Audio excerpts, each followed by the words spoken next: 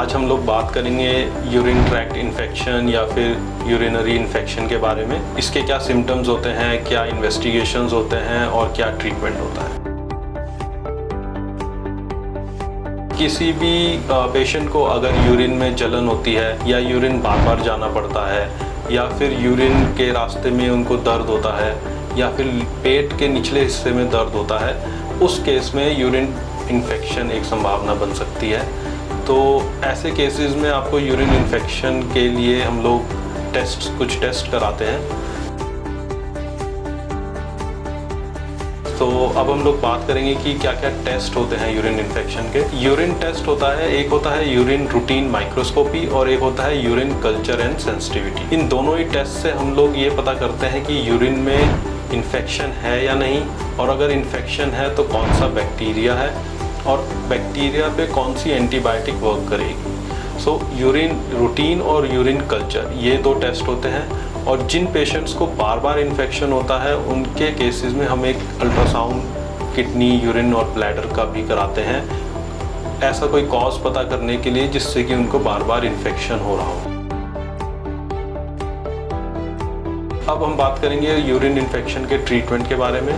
Generally 5 से 14 दिन का एंटीबायोटिक का कोर्स होता है यूरिन इन्फेक्शन के लिए। कौन सी एंटीबायोटिक देनी है वो कल्चर के, यूरिन जो कल्चर टेस्ट कराते हैं उसके अकॉर्डिंग दी जाती है। और साथ में कुछ और मेडिसिन जो कि सिम्टम्स के अकॉर्डिंग दिए जाते हैं। जैसे अगर पेन है तो पेन के लिए कोई मेडिसिन दी जाएगी, या उनको बार बार यूरिन जाना पड़ रहा है तो उसके लिए मेडिसिन दी जाती है। तो एंटीबायोटिक प्लस सिम्टोमेटिक मेडिसिन्स, इसके साथ यूरिन का इन्फेक्शन का ट्रीटमेंट किया जाता है। दूसरा, अब हम लोग बात करेंगे कि ऐसे क्या सावधानी है जो लोग रख सकते हैं जिससे कि उनको इन्फेक्शन ना हो।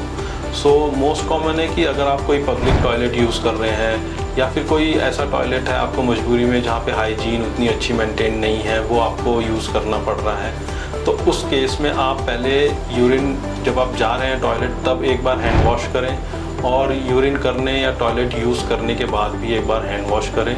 और कोशिश करें कि आप जब यूरिन कर रहे हैं उस टाइम कोई भी आपका सरफेस को टच ना हो, आपका कोई भी हैंड या फिर कोई भी बॉडी पार्ट से आप कोई सरफेस टच ना करें जिससे कि इन्फेक्शन होने के चांसेस हों। तो अगर आप ये सावधानी रखेंगे तो आप इन्फेक्शन होने के चांसेस काफ़ी कम हो जाते हैं। जनरली लोग ये सोचते हैं कि ज़्यादा पानी पीने से या फिर बार बार पानी पीने से इन्फेक्शन नहीं होता, जो कि एक गलत धारणा है। अगर आप ज़्यादा पानी पीते हैं तो आपको यूरिन बार बार जाना पड़ता है और उसकी वजह से हो सकता है कि आपको कुछ देर के लिए आराम हो जाए, बट जो इन्फेक्शन होता है वो पूरी तरह से ख़त्म नहीं होता है, वो केवल मेडिसिन, एंटीबायोटिक से ही ख़त्म हो सकता है। Thank you.